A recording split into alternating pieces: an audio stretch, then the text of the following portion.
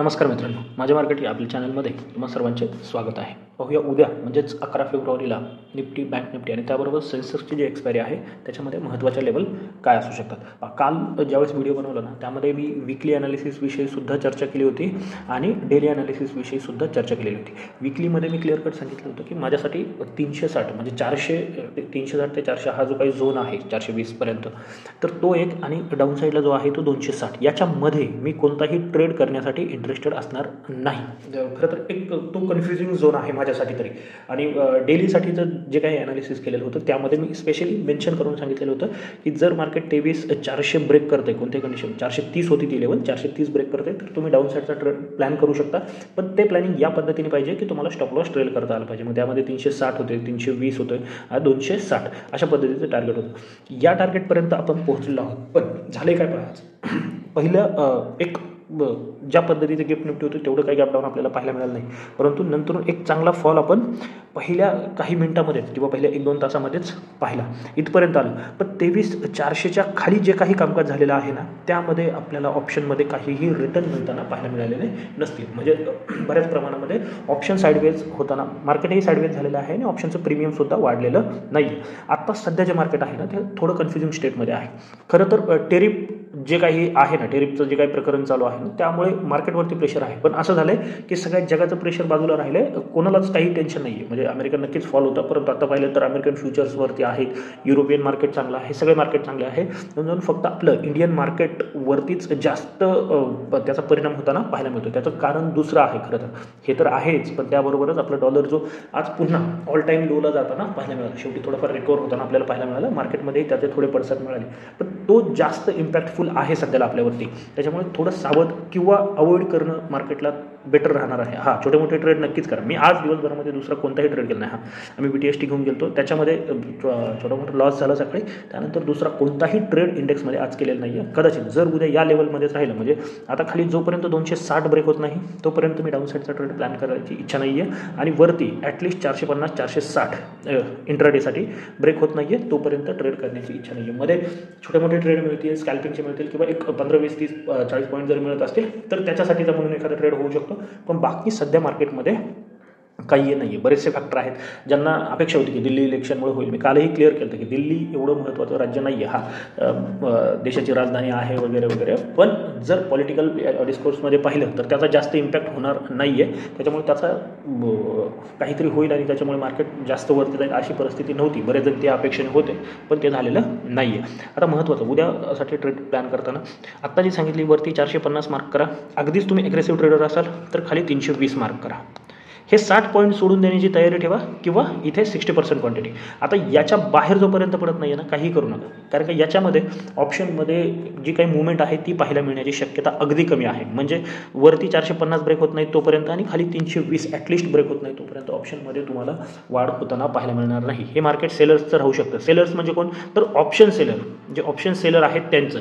Overall सेलर्सचं म्हणत नाही मी, overall जे काही न्यू सेलर्स आहेत ना ते कुठे एंटर करू शकतात, तर ॲटलिस्ट 260 ब्रेक झाल्याच्या नंतर. मध्ये इथे एक गॅप होता आणि तो गॅप आज फील होताना पाहायला मिळालेला आहे. त्याच्यामुळे कदाचित उद्या जर इथून रिकव्हरी आली तर एक चांगली रिकव्हरी आपल्याला पाहायला मिळू शकते. किंवा एखादं 4-5 दिवस जर याच झोनमध्ये मार्केट निघालं तर पुढच्या आठवड्यामध्ये किंवा त्याच्या पुढच्या आठवड्यामध्ये म्हणजे पुढच्या 10-15 दिवसामध्ये एक चांगली अपसाईड आपल्याला पाहायला मिळू शकते. त्यासाठी महत्त्वाच्या लेवल आहेत ज्या उद्या परवा मी तुम्हाला सांगून ठेवेल. जर मार्केट वरती निघते तर कोणत्या महत्त्वाच्या लेवल. आता उद्यासाठी काय होऊ शकतं, उद्यासाठी जर मार्केट फ्लॅट ओपन होतं आणि वरती चालायला लागतंय, ही लेवल आपण मार्क करूनच ठेवू. वरती 450-460 आणि खाली 320. जर मार्केट फ्लॅट ओपन होऊन किंवा थोडंफार गॅप होऊन सस्टेन करून जर 450 ब्रेक करते ना तर एक अपसाईड आपल्याला नक्की पाहायला मिळू शकते. मग त्यानंतर जे टार्गेट असणार आहे ते 520 आहे, नंतरून अगदीच 575 आहे आणि 630 या लेवलपर्यंत आपण जाताना पाहू शकतो. ही जी ट्रेंड लाईन आहे, आता पुन्हा हे फेल्युअर आलेलं आहे. म्हणजे जो काय आपण पाहिलं होतं ही ट्रेंड लाईनचा ब्रेकआउट असेल किंवा एक हेड अँड शोल्डरचा ब्रेकआउट होता, तो ब्रेकआउट फेल होताना आपल्याला पाहायला मिळालेला आहे. मग याच्यावरती जर गेलो तर आपण मोठ्या टार्गेटचा विचार करू शकतो. पण उद्यासाठी 630 हे फायनल टार्गेट घेऊन चालायचं आहे. डाऊन साईड मात्र क्रिटिकल असू शकते. कधी जर 320 ब्रेक झालं, फ्लॅट ओपनिंग होतं किंवा गॅप डाऊन. जर गॅप डाऊन झालं ना तर इथे रिटेस्टिंग लेवल एखादं बेरिश फॉर्मेशन या पद्धतीने बनलं तर चांगला ट्रेड तो बनू शकतो 320, 325, 330 या दरम्यान. स्टॉप लॉस मात्र छोटे ठेवायचे आहेत. आणि डाऊन साईड मग त्यानंतर 260, 23,260 हे पहिलं टार्गेट ठेवू शकता. त्यानंतर 23,180 आहे. आणि जर जास्तच काही झालं तर मग अगदी 23,050 पर्यंत सुद्धा आपण जाताना पाहू शकतो. मध्ये 23,120 आहे, परंतु 23,050, 23,040 या लेवलपर्यंत जाताना आपल्याला मार्केट खास करून निफ्टी पाहायला मिळू शकते. याच्यामध्ये शक्यतो अवॉइड करा किंवा क्वांटिटी कमी ठेवा. हे गेल्या 2-3 महिन्यापासून बऱ्याच वेळा हा फेज आलेला आहे.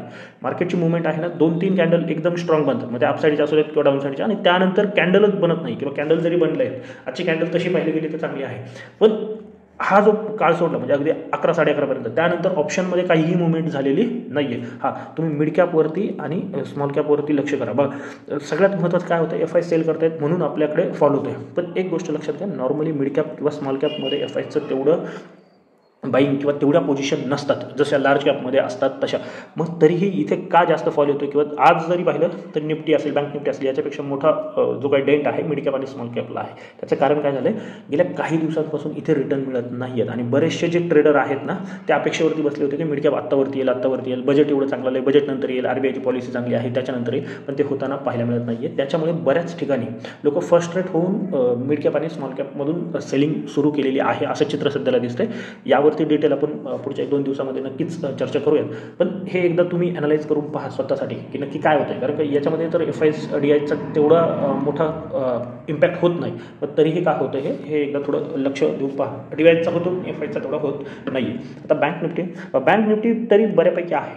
ज्या महत्त्वाचे लेवल आहेत ना, त्या बँक निफ्टी होल्ड करत आहे. म्हणजे अगदी 49,960 आहे, म्हणजे 50,000 होल्ड केली असं आपण सध्या तरी समजू शकतो. मग उद्यासाठी महत्त्वाची लेवल काय आहे, ही जी लेवल आहे म्हणजे जो काय आजचा टॉप बनलेला आहे तो 50, 150, 200 हा जो झोन आहे ना, तो लक्षपूर्वक ठेवा. त्याच्यावरती लक्ष ठेवा. म्हणजे इथून जवळजवळ 200 पॉईंट आहे, पण त्याच्यावरती एक चांगली अपसाईड पुन्हा पाहायला मिळू शकते. मग त्याचं जे टार्गेट आहे ते 50,350 आहे, 50,500 आहे, आणि त्याच्यानंतर 50,650 या महत्त्वाच्या लेवल आपल्याला बँक निफ्टीमध्ये अपसाईडला पाहायला मिळू शकतात. डाऊन साईड थोडे वाट पहा.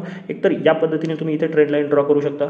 म्हणजेच 49,850 ही जी लेवल आहे ना, ती ब्रेक झाल्याच्या नंतर एक डाऊन साईड चांगली पाहायला मिळू शकते. किंवा पुन्हा मार्केट फ्लॅट ओपन होऊन इथे येऊन एखादा डबल बॉटम बनते ना, तर बँक निफ्टीमध्ये थोडंफार बाईंग येऊ शकतं. बरं, बँक निफ्टीचं महत्त्वाचं काय झालेलं आहे, इथे डाऊन साईड 49,800च्या आसपास आणि वरती आहे 50,600च्या आसपास. ही एक 800 पॉईंटची जवळजवळ रेंज बनलेली आहे. याच्यामध्येच काम होताना पाहायला मिळते. थोडी मोठी टाईम फ्रेम केले ना, तुमच्या लक्षात येईल. एक आपण 30 मिनिट टाईम फ्रेम करूयात, म्हणजे थोडं चित्र स्पष्ट होईल. याच्यामध्येच गेल्या काही दिवसापासून आपल्याला कामकाज होताना पाहायला मिळत आहे. म्हणजे अजून थोडी खाली गेली तर 49,000 आणि हे येते मोठी रेंज. जर छोटी रेंज केलं तर इथे 49,800 आणि वरती आहे 50,600. याच्यामध्येच काम होतं. म्हणजे तुम्ही काय करू शकता, या 2 लेवल मार्क करा. 600 म्हणजे जवळजवळ 1000 पॉईंट. आणि इथे मिडल पॉईंट जर तुम्ही ड्रॉ केला कुठे, तर काय होते, वरती गेल्याच्यानंतर इथे येऊन टेस्ट, पुन्हा वरती टेस्ट, पुन्हा खाली आले.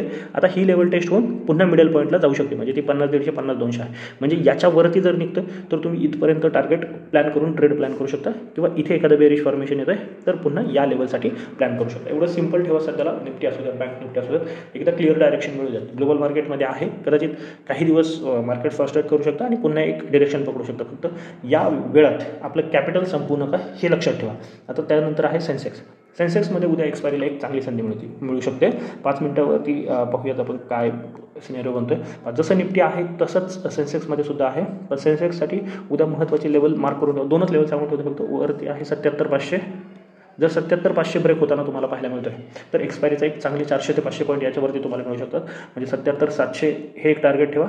77,900 आहे, आणि त्यानंतर 78,100चं टार्गेट तुम्ही इथे प्लॅन करू शकता. आणि डाऊन साईड जी आहे ती 77,000 ब्रेक झाल्याच्या नंतरच विचार करा त्याचा. त्यानंतरही इथपर्यंत 77,100 जर ब्रेक होताना पाहायला मिळतं आहे. अगदी 77,000 नको असेल तर आजचा लो मार्क करा. 77,100 जर ब्रेक होताना पाहायला मिळतं आहे तर पहिलं टार्गेट हे 76,900 आणि त्यानंतर 76,600पर्यंतचा प्रवाससुद्धा आपल्याला पाहायला मिळू शकतो. हे दोन्ही एक्सपायरीला. हां, याच्यामध्ये रेंज प्ले करता येत असेल तर त्या पद्धतीने तुम्ही ट्रेड प्लॅन करू शकता. एक्स्ट्रा कोणत्याही इंडेक्समध्ये करण्याचा सध्या तरी प्रयत्न करू नका. होता होईल तेवढे ट्रेड कमी करा. एक डिरेक्शन मिळू द्या, त्या डिरेक्शननंतर पुन्हा चांगले मोठे ट्रेड मिळण्याची शक्यता आहे. जरी माहिती आवडली असेल तर नक्की आपल्या चॅनलला सबस्क्राईब करून व्हिडिओला सुद्धा लाईक करून. तर आजच्यासाठी एवढंच. धन्यवाद. जय हिंद, जय महाराष्ट्र. Keep trading.